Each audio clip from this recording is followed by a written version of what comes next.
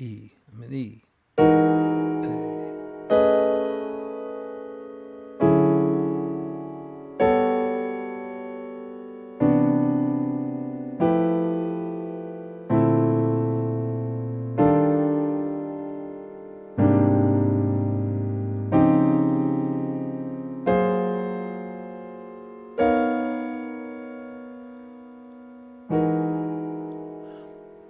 Hey everyone, Tony Winston here, Jazz Piano College. I'm going to go over the Berklee College of Music formulas for tensions, what they call tensions, which we call ninths, 11ths, and 13ths. And we have this chart of all the formulas, which is down there in the description. And I recently covered the four basic formulas. When you have like the root, the third, the seventh, or the fifth up on top of the chord for the melody. But now we're going to use a song, Prelude to a Kiss, because it uses a lot of tensions. And once again, tensions are ninths, 11ths, and 13ths. Okay, it could be flat ninths, sharp ninths. So first chord, and I'm going to harmonize just about every note in this song here. So we've got a D7, and our melody note here is not actually part of the D7 chord, but it is the 13th. Okay, looks like a sixth, but with the presence of a seventh, we call it a 13th. And the formula is, and these formulas were developed by Herb Pomeroy and passed down to my teacher, Ted Howe, who passed them down to me, and I'm passing them down to you. All right, the next one we see is a flat 13, and our formula not only has the flat 13, but also has the flat 9 in it. All right, so now we get to a G7 with a 9 on there, and it does say it's a plus, so let's see what the formula is. It's 1, 7, 3, sharp 5, that's the plus there, and then here's the melody note, which is a ninth. Now, we get to the next one, and this is what I would play. However, it's not really a G augmented seventh chord anymore. The augmented sound comes from the whole tone scale, which does not have A flat in it. So what it really is there is an altered dominant. All right, it's just a G7 with a flat 9. And we have two sevens. We could easily change one of them to the flat 13.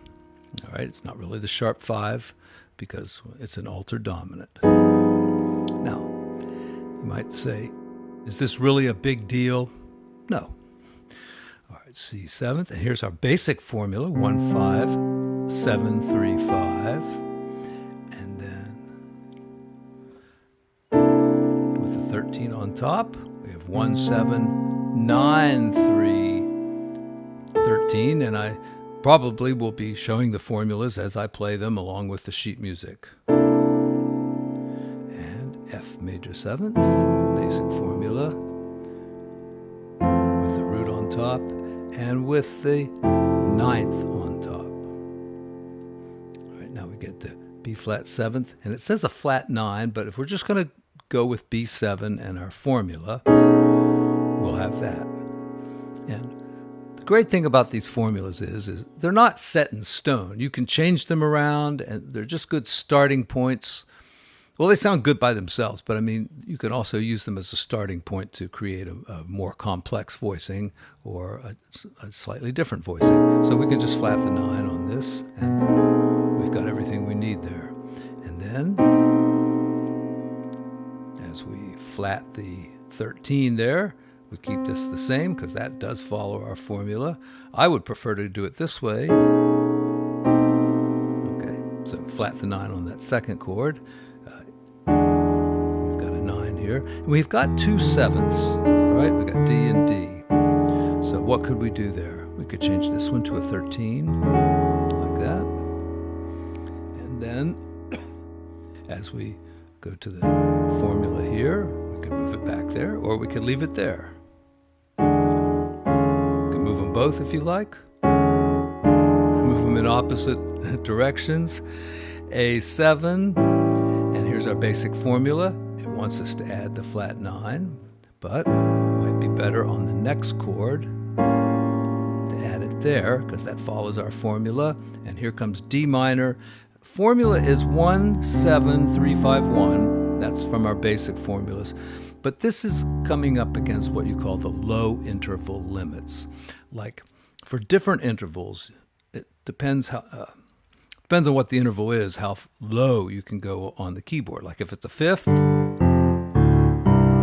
you can really just keep going all the way down. And if it's like a weird interval, like this or like this, those can be moved pretty far down. But things like thirds,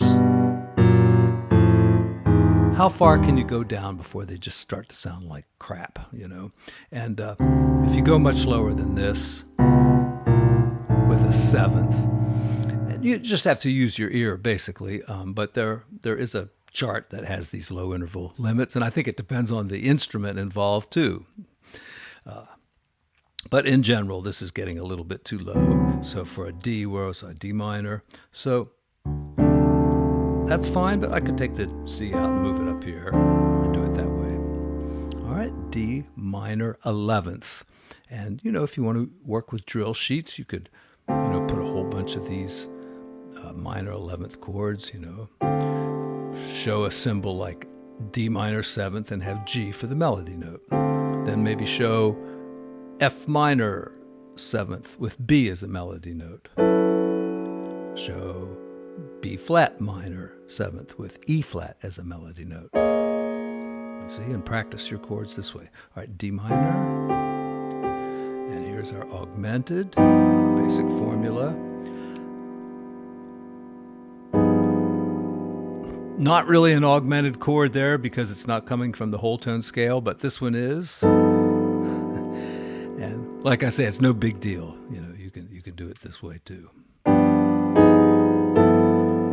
You could even, you know, move the fifth up along with it because now you've got a G7, you've got a G alter dominant here, and a G13.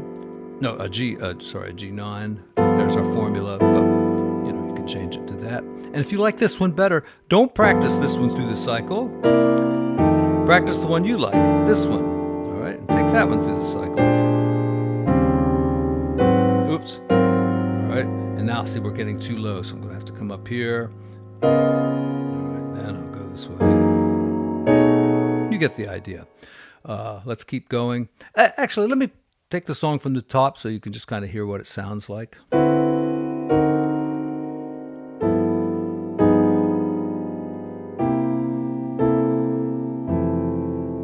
right, kind of playing it with bad rhythm here.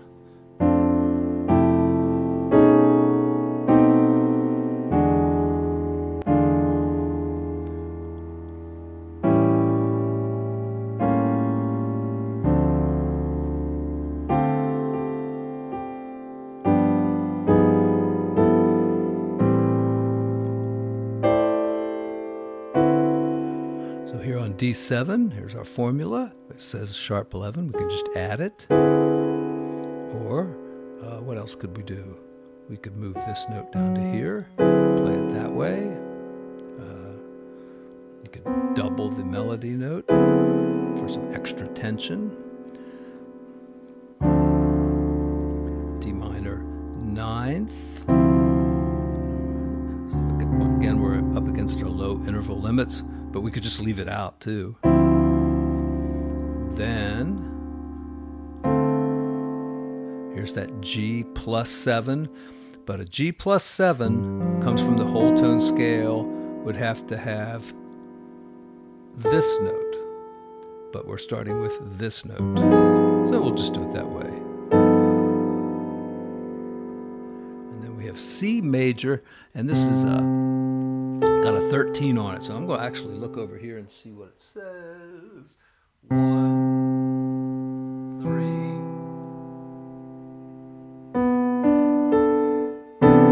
That would be our formula chord. And could we change it? Yeah, there's lots of ways. But this would be a nice way to kind of learn this chord.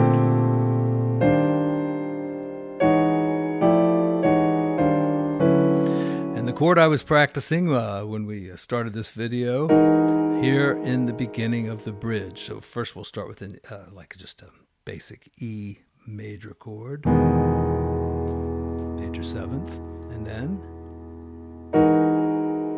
there is our formula. C sharp minor, leaving out the double note. Got the ninth on top. Very similar to like the minor seventh. You just flat the 5 here. And so if you've practiced this one through the cycle, like that, it's pretty easy to just make a little alteration there and start playing these tritones down here, and you'll have it. Like that. All right, let's do the bridge.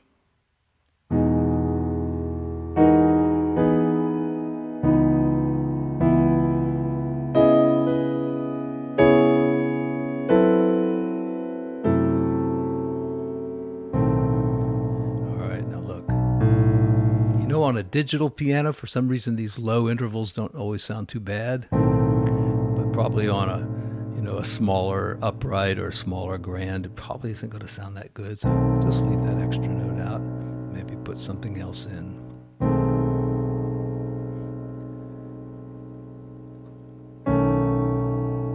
Okay. Diminished chords. Basically what you do is take a basic formula, 1, 7, that's a double flatted 7th, flat 3, flat 5, root, and then just adjust it to the top note. That gives you a nice chord.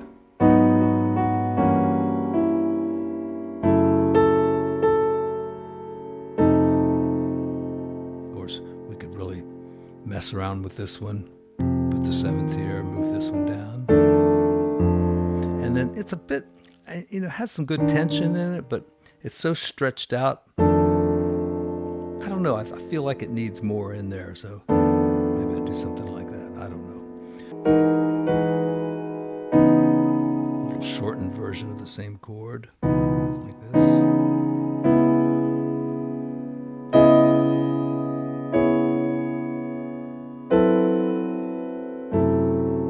I would never play it this way, but I'm just showing you how to voice each chord.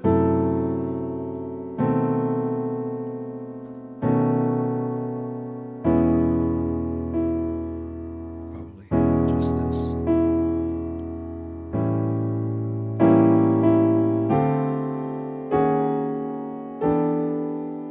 So you could practice like this.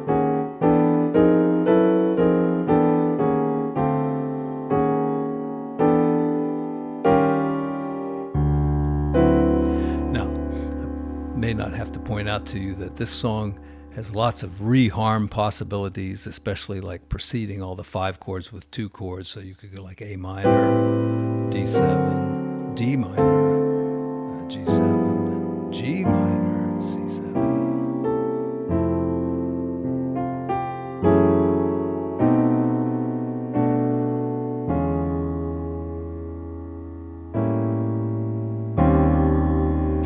Substitution.